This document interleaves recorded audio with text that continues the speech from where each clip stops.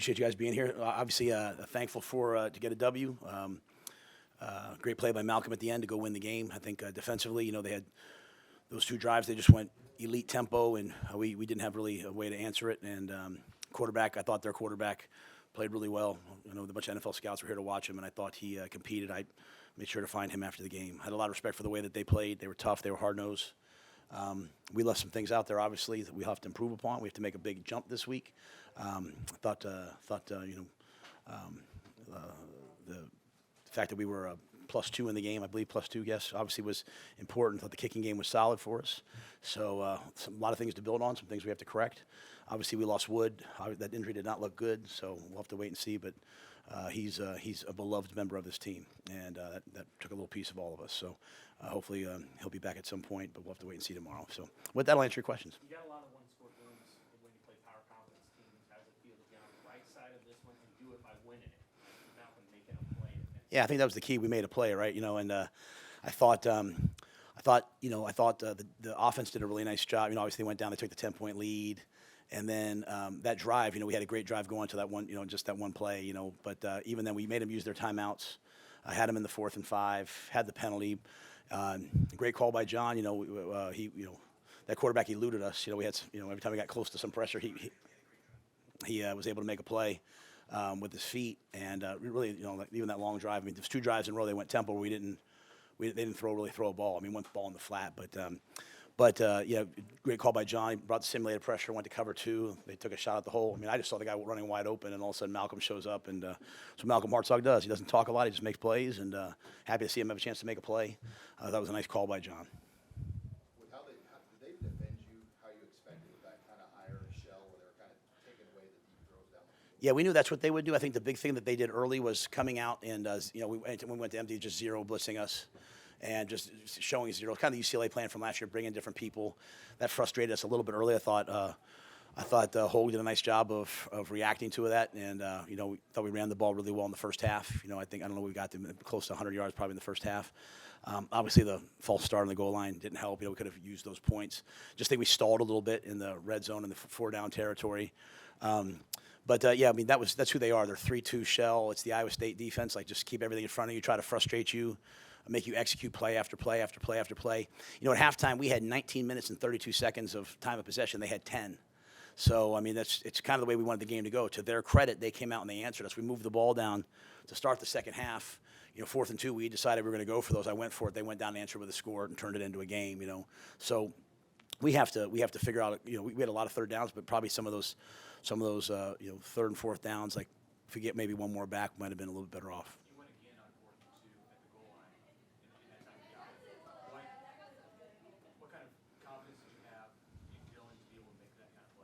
I have confidence all the time in Dylan. We had the look to play before too. We thought, they kind of played a little different leverage, so he handed the ball off, knowing he had 2 downs, just veteran play. I mean, even, some people might not recognize, even taking the sack on the 2nd down at the end of the game, like that's a veteran play. If he throws that ball away, they save a timeout. Now they have a timeout at the end of the game, but he knew that even taking a sack, while we don't want to do that, that's the better play than throwing the ball away. So I think if you go back and look at all the things that Dylan did in the game, I think maybe it was really one of his more mature games. But, yeah, the 4th and 2 play, it was a run RPO. He signaled the right RPO. Dane won. I think the good thing for me coming out of it, we played a lot of guys tonight. It was a hot, muggy night. We had a lot of possession. But I thought Dane and Isaiah, when the ball came to them, they won the one-on-ones, and that was a crucial play. And, the thought also being there, Mitch, it's a 3-point game. A field goal makes it 6. I mean, if we stop them there, we get the ball back, hopefully with good field position.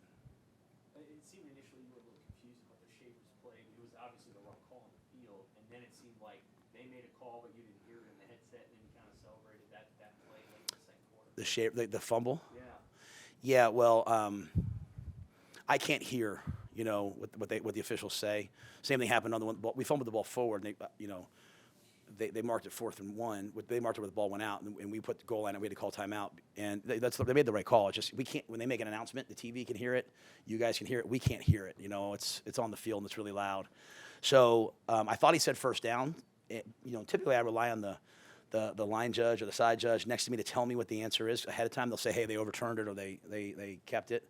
he didn't know, I didn't know, and then when he started walking, we were all going, "What is it?" And then he went this way, obviously. So, I thought it was a really well officiated game. They were very fair. I thought it was excellent, and I thought the replay was good. I mean, I was 50-50 on the Isaiah play, and obviously Isaiah made a great play getting his foot down. So. Emmett had 32 touches. Did you kind of think this could be that kind of game for him going in with that workload and what he gave you tonight? Yeah, I think we thought maybe we'd play the other guys a little bit more, but that we just had a lot of tempo plays, right? We had a lot of plays that we just stayed no huddle and just try to keep them from putting their pass rush package out there. So, I thought he ran really hard. I don't know how many yards he finished with. They didn't give me. I don't have stats. Hey, 108. Yeah, so I thought he did what he's supposed to do. 108. Caught the ball in the backfield, made the first guy miss, picked up blitzes. So, but yeah, Mosey and Mackay, they'll continue to come along. Now, what were your thoughts on the crowd and just the impact they had and just selling out Arrowhead Stadium? Yeah, I thought it was amazing. Absolutely amazing. I think they said something like 92 to 95% of the tickets sold were through us. I just think that speaks to what we have here. And, especially a tight ball game like this where the crowd is so energized, so alive. We're on the road and I'm having to wear a double thing. I mean, which is great, and you saw the impact of that, some false starts by them in crucial times. Unfortunately, the last one, they made a play on fourth down to get it, but they had some crucial false starts, which you have to attribute directly to our fans. And, obviously we'd love to win the game by more. We'd like to have taken the lead, but I thought that was an exciting way, and to see our guys make plays down the stretch. I hope the fans enjoyed that part of it, and it was certainly fun to see them celebrate at the end. Coach, your field goal is the 50-yard field goals. It's the difference in the game, 3 points, and Archie pits them at the 9, makes them go 91 yards if they're going to win it. How impactful was that in the special teams as a whole? Yeah, I thought the special teams were great. I mean, obviously the first kickoff got out to the 35. We don't want that. Kicked the ball out of bounds. We don't want that. So, it's like everything else. Like there's some good, some bad. I thought, Kenneth Williams made good decisions on the kickoff returns. I thought Ja'Cory fielded every punt, including the 135-yarder. We almost blocked the one, or we got close to one. To be able to kick that field goal there in that time was a crucial play. I mean, that's a big change in the game. Archie getting out there and playing for the first time. He kicked, a couple left-footed, one right-footed. Puts them down inside the 10. So, it's like the rest of the team. Like there's going to be a lot of good. There's going to be a lot of things we want to correct. And I think the good thing is, we're going to go right back to work tomorrow. We'll be in the weight room at 11 o'clock. This is no hey, happy Memorial Day, and that's not because of the game. That's just the plan, right? So we'll be in there tomorrow at 11, and we'll start getting better for next week. You said this team is going to look a lot different come week 12 than tonight, but just what is this game going to do for just the experience across the roster? Yeah, I think even as we got out there at the beginning, let's not forget now, we're the youngest team in the Big Ten still, right? And so it's great when a senior makes a play like that down the stretch. We had a lot of guys that were kind of out there that wasn't I told our guys we're getting a little bougie around here. We played our last game at Yankee Stadium. We show up yesterday. Andy Reid shakes everybody's hand. We go in there. Patrick Mahomes is on the sidelines. Patrick Mahomes is being restrained from where he can go, and we're there. He's not really being restrained. I guess those are the people that are at the games. It's kind of cool to be a Husker right now, And so playing at Arrowhead, I thought it was awesome. But I think at first, early on, Snow was on the headset, man, we're not running great angles. The first couple drives on defense were I think you got to play a game. You really do. You got to play. And so I think we'll learn from it, But I just like the fact that the guys, they weren't yelling at each other. They weren't snapping. They were just hey, this is a football game. And, we're crazy if we think Cincinnati's not going to come in here. I told everybody. I told them, hey, these guys get up early. Now the thing that they did was we'll have to adjust to the tempo. The great thing is the Big Ten's not necessarily a tempo league, but I do think the tempo got us. And we'll have to adjust to that as we, kind of move forward. When you obviously can't look in the crystal ball, right? But when you have a game like this and you actually get tangible results, where it's not you talking, they actually did it and they won a close game. What can this do for a team, especially a young team? Yeah, I don't want to get too way out there. I'll leave that to everybody else. This game 1, we won the game. We'll just try. We believe we make the biggest jump from week 1 to week 2.